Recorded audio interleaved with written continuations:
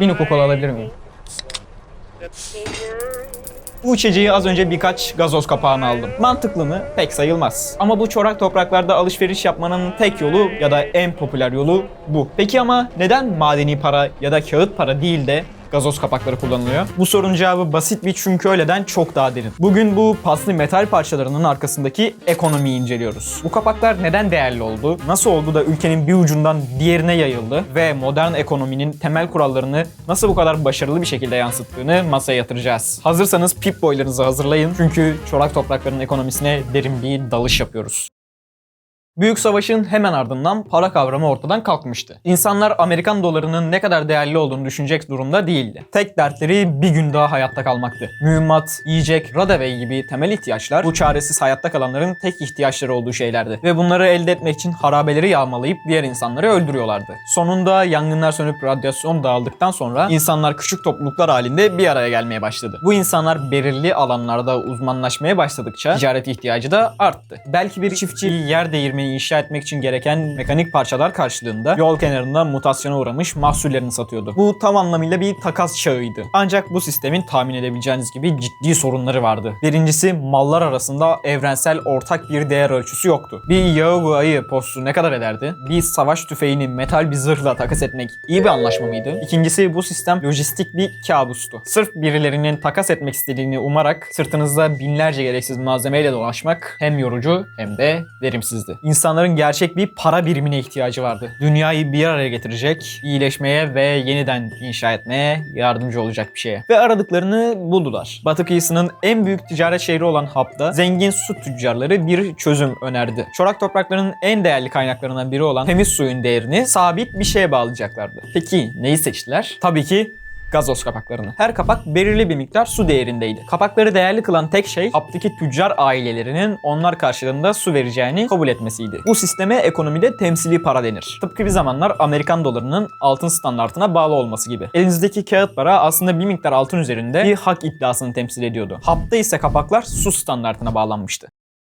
Peki neden para birimi olarak bu gazoz kapakları seçildi? Çünkü bir şeyi iyi para birimi yapan tüm özelliklere neredeyse sahiplerdi. İyi bir para biriminin 3 temel işlevi vardır. 1. Değişim aracı, 2. Hesap birimi ve 3. Değer saklama aracı olmak. Kapaklar bu 3 sınavı da başarıyla geçiyordu. Dayanık ve taşınabilirlik. Kapaklar sağlam, hafif ve taşıması kolaydı. Yüzlerce yıl paslanmadan veya bozulmadan kalabiliyorlardı. Kıtlık ve enflasyon direnci. Kapaklar altın gibiydi. Etrafta madeni para olarak hizmet edecek kadar yaygındılar. Ancak değersiz olacak kadar da bol değillerdi. En önemlisi, kapakları üretme teknolojisi Büyük Savaş'tan sonra neredeyse yok olmuştu. Bu da dolaşımdaki kapak sayısının nadiren değiştiği anlamına geliyordu. Yani bir hükümetin sürekli para basarak yarattığı o korkunç enflasyon kapak ekonomisinde neredeyse imkansızdı. Sahteciliğe karşı güvenlik. Yeni bir kapak yapmak sadece metali preslemekten ibaret değildi. Üzerindeki Coca-Cola gibi spesifik bir boyayı ve yanında etiketi de basmamız gerekiyordu. Bu da sahte kapak üretimini inanılmaz derecede zorlaştırıyordu. Bu özellikler altını binlerce yıl boyunca ideal para birimi yapan özelliklerle neredeyse aynıdır. Altını yiyemezsiniz veya Minecraft'ta değilseniz ondan kullanışlı aletler yapamazsınız. Ancak altını değerli kılan şey nadir olması ve kolayca tanınabilmesidir. Kapaklar da çorak topraklarda aynı işlevi görüyordu.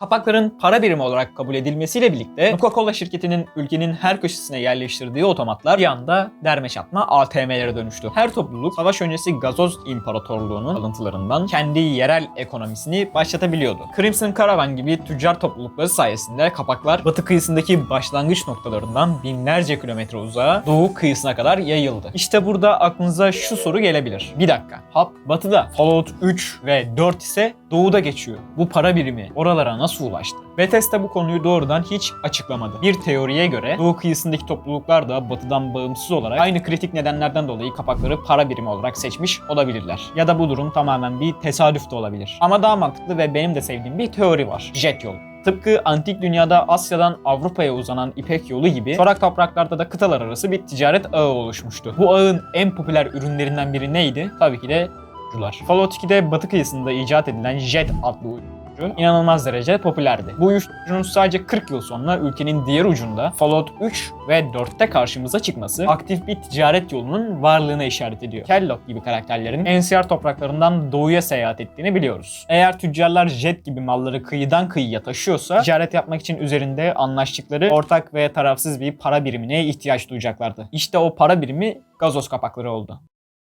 Kapaklar hüküm sürerken yeni güçler kendi para birimlerini yaratmaya çalıştı. 2241 yılına gelindiğinde yeni Kaliforniya Cumhuriyeti kendi para birimlerini basmaya başladı. Bu NCR doları kapaklar gibi suya değil, Merkez Bankası'ndaki altın rezervlerine dayanıyordu. Bir süreliğine kapakların yerini almaya başladı. Ancak bu egemenlik kısa sürdü. NCR ile savaşları sırasında Brotherhood of Steel cüretkar bir baskınla NCR'ın tüm altın rezervlerini yok etti. Altın desteği ortadan kalkan NCR dolarının değeri bir anda çakıldı. Halk hükümetin parasına olan güvenini kaybederek bildikleri en istikrarlı ve güvenilir para birimine yani gazoz kapağına döndü. Hatta Fallout New Vegas'ta bir gazoz kapağının 2,5 NCR dolara ettiğini görürüz. Diğer yanda ise Caesar'ın Legion'u vardı. Onlar da Antik Roma'dan esinlenerek Arius ve Dinarius adında kendi altın ve gümüş sikkelerini basıyorlardı. Ancak bu paralar paraflıydı. Bir NCR tüccarı düşmanının parasını kabul etmezdi. Legion da NCR'ın değersiz kağıt parasına dokunmazdı. Fakat her ikisi de New Vegas gibi ticaret merkezlerinde kapağın gücünü tanıyordu. Kapak tüm gruplar tarafından kabul edilen gerçek anlamda evrensel ve tarafsız bir para birimi olarak ününü pekiştirmişti.